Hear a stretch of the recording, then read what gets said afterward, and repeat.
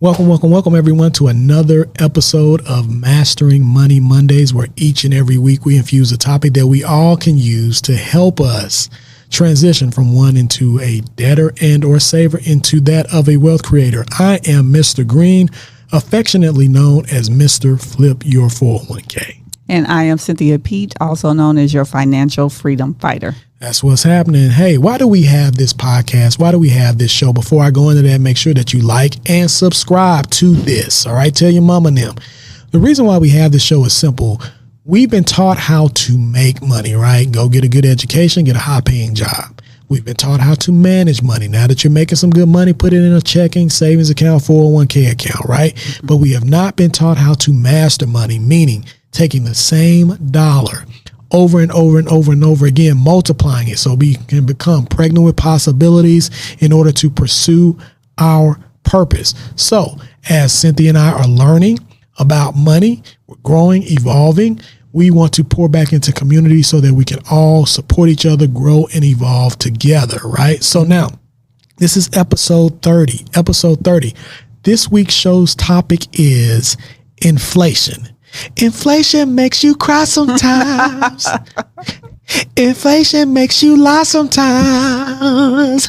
Inflation makes you be a thug. Shout out to H-Town. Hey, inflation is the silent killer of purchasing power. So that's what we're going to talk about this week. What is the pain point for this week? Hey, look, we want to shine a spotlight on a silent yet powerful force that affects our finances. It's called inflation. Inflation erodes the purchasing power of our money over time, making it essential for individuals to understand its impact on their financial well-being. So basically what inflation is in layman term is it's how the cost of goods and services go up over time. And because of that increase, it decreases or reduces our purchasing power. So Cynthia, I'm going to turn it over to you for the money tip. Yeah. So the money tip is you got to invest in something that outpaces inflation. Now we are in a unique situation because in 2021 and 2022, we had 9% and 6% inflation. That's 15% over 2 years, which is crazy, right? I think I shared with you, like, I have never felt inflation, but this time around, I feel it. Yep. I was like, I have 4 items in my bag. Why is my bill $50? Like, what is happening? So you have to, again, you can't outwork money. You got to find somewhere where that money is working, where it's outpacing inflation. And so, which is, it kind of equates to good debt, right? So we talk about debt, but we talk about good debt, right? So if you borrow, if I borrow money from you, and if I borrow $10 and you say, hey, I'm gonna charge you $2 for borrowing the money from me, but the $10 I take from you, I go and make 20. Then now I give you 12, I keep 8, right? So it's the same concept, right? You want to invest in something that's outpacing the rate of inflation. Yes. So let's talk about inflation, right? And examine some of its causes. So inflation, again, it talks about the general rise of goods and services, the prices over time, right? And it's typically measured by a few indexes, right? It's measured by the consumer price index, the producer price index, and it can be caused by various factors. Hey, first of all, if you want to know more about CPI, PPI, the information is out there, all right? We're not going to go into that. Google it, exactly. Chat GPT, yeah. All right, so here are some causes of inflation, right? You have demand pulled inflation, which is when demand of goods and services exceeds supply. So there's more. We want more, but it's simply not there. So the prices are going to rise, right? You have cost push inflation, which means when production costs such as wages or raw materials, man, this has definitely happened in the real estate space, right? Yes. When that increases, business may pass those costs on to consumers, which subsequently is part of the reason why housing prices are going up, right? They're going to pass the cost over to you in the form of higher prices. And then monetary policy. So central banks may influence inflation by adjusting the interest rates and or the money supply. So Cynthia talked about that and alluded to that. So understanding the drivers of inflation is crucial for anticipating the effects that it may have on your own personal finances so that you can make informed decisions. Because again, inflation makes you cry sometimes.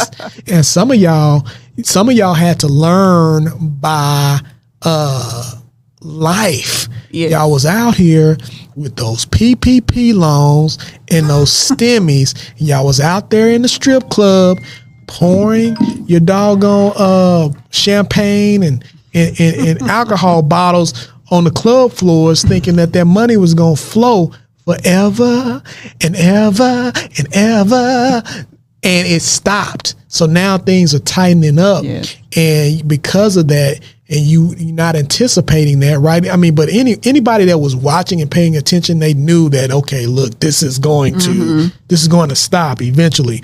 But for those of us that was not paying attention and seeing the interest rates rise and seeing inflation go up, now we're being extremely affected and impacted by. So that's what we mean. I mean, knowing what inflation is, it helps you understand and it helps you manage your money a little bit better. Definitely. You know what we should do a show on? What's that? We should do a show on how to know when something economically big is about to happen. Oh, okay. I think about the housing bubble. Like, I didn't see that coming. Neither did I. I think about COVID. I didn't see the hyperinflation coming. Well, hold on. We should have a show about that. I agree with you. But you didn't see so you talking about back in 07? Yeah. 08? When all those people that was making like $30,000 a year buying $400,000 homes, you ain't see that coming. But I wasn't in finances, and the thing is, I bought a house I bought a brand new house in 20, maybe 04, maybe 06, somewhere in it was close to the housing boom. But again, because I had some level of financial literacy, I just. I didn't do the escrow because I was like, I don't understand escrow. I don't get why you paying my bills. Like, I don't need you to pay my bills. Right. I remember when I went to my closing and they had adjustable rate mortgage on my mortgage papers. When did we ever talk about I have never talked about adjustable. So that's some of the stuff they were doing. Yeah. So I was like, we have never talked about adjustable rate mortgage. Go change the papers. Right. So. But I didn't see the bubble coming. Okay. Right. And I didn't know people because I got my house 100% financing. So, this second house where they was like, no, they don't do that anymore. And I was like, oh, I had to bring money to the closing table. Got him. Right. So I was like, oh, this is new. But I didn't see it coming. Yeah. But, even with COVID, just, after you learn afterwards, all this, the housing bubble, all that was done with private equity companies. So it wasn't even public. So it's kind of hard for you to be able to see it. Yeah. But with COVID, it's economics. You pump a bunch of money into the economy, it causes inflation. Right. But I didn't even understand that. Like, so if I understood, like, oh, they giving all these stimmy checks. Oh, we about to have some hyperinflation, right? Yeah. So, anyway, I just thought we should do a show on that. Like, how can you tell? Because again, like I said in the previous episode, if you hearing it from the news, it's too late. Right. It's too late. And sometimes the news people don't even know. Because I remember, I watched a documentary, and they were talking about the housing bubble. But what they kept saying is, oh, but we expect a soft landing. That's what the news kept saying. Mm-hmm. That landing was hard as all know. Boy, they lied. Did they lie? Yeah. I would have to say, I'm with you in a sense where I didn't know, because I wasn't really into finances as much as I am now, and I'm still not into finances now. But so I didn't really know that what was going to happen. I just felt that something wasn't right, because at the time I was working in a service center, working for a financial institution, early 2000s or something like that, and wasn't making much money. And I'll never forget, I worked next to a guy. We making the same amount of money. I don't think he had any additional source of income. I think he was also married as well. But he showed me his house, and he showed me how much he paid for it, and he showed me what the starting interest rate was. Right? It was adjustable rate. It was adjustable rate mortgage. That's why I said starting interest rate, the beginning interest rate. And I was just like, that's when that Keith Sweat song just kind of was playing in my head. Something, something, something, something just ain't right. So I felt something right, because I'm like, bro, like, how can you afford this? Right. And then, I won't mention the community, but it was in the Dallas Fort Worth community where we are, and it was in the southern sector. They have big houses right off of a lake, and a lot of those houses got foreclosed on because a lot of those people were getting into those adjustable rate mortgages. Yeah. And they were being told that they could afford that house, and then when they got in there. So I knew something wasn't right, but I didn't know it was going to happen. Okay. The way that it happened. I was completely clueless. And I was in the southern sector in Duncanville, and I was in a brand new neighborhood. So it was many for sale signs up.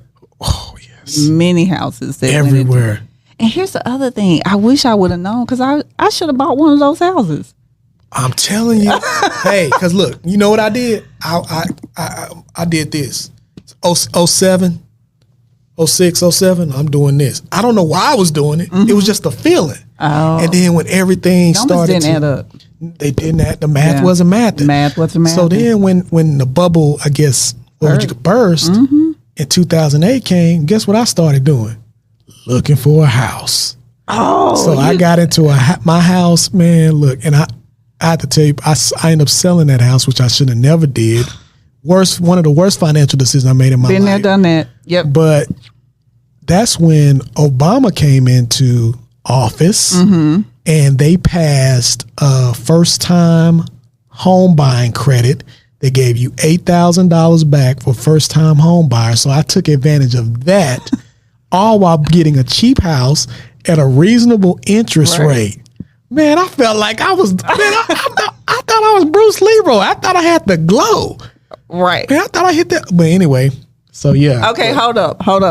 Let's soak a little bit. I'm gonna make you soak a little bit more, because I sold my house too, my first house. You did. Yeah. I didn't know about real estate, and okay, just imagine if we still had those. I don't want to. I don't want to imagine that. Okay, just for a second. We got to teach the people. They have to learn from our pain. So just imagine if we still had that house. First of all, we probably have like 12 to 10 years left to pay on the house. Yeah. And we would have got caught in the COVID effect. So we would have been able to refinance down to like 2%. I definitely would have refinanced. What? No question. Refinance down to 2%. Okay, but here's the bonus. Go ahead. Here's the bonus. I think I already know what you. Go ahead. The bonus is when COVID hit and people were losing their jobs, people could what's the forbearance? No, what's the word when you the defer? Defer the loan? The mortgage. The mortgage. Like you didn't have to show any paperwork. You didn't have to show anything. Yep. So people did not pay their mortgages for like a whole year. Right. And then they could just take those payments and put it on the back end. So that would have been 12 months of mortgage payments in your pocket that you could have used. Okay, I digress. Look, man, I don't. How much did you buy your home for? 130. 122. Right. Over here. Right. 122. The mortgage payment was, now we escrow, so with everything included, I think the payment was $1,100. Mm-hmm. So you know how much that? So you didn't. One thing you did not mention. What? To help us continue to soak. That's why. Hey y'all. That's why we on this financial journey, because we've learned some things. Yeah. You didn't mention the equity. Oh, that's now in the home that you can leverage to invest. Right. So a home that we bought at 122 now, probably, I haven't checked in a while, but last time I checked was going for 280, 285. Mm-hmm. Yep. The neighborhood I was in, the homes are going for like 350, 400. I paid 130. This is why crazy. We have to learn how to master money and not just manage it and pay bills. Right. Because you can, anyway. But here's the thing about mastering money. If you master money, you can make the money over and over and over and over again. Absolutely. So that's my solitude for not losing my mind. I'm glad you found some refuge in something, because I still ache about that at night.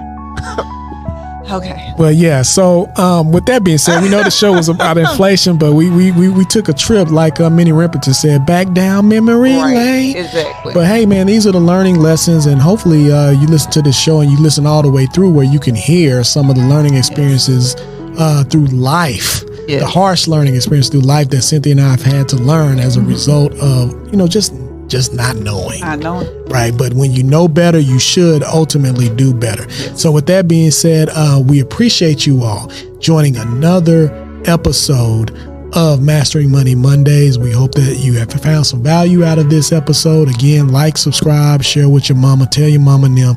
And until we meet again, you all take care. Don't sell the house. All right, y'all. Bye. Bye.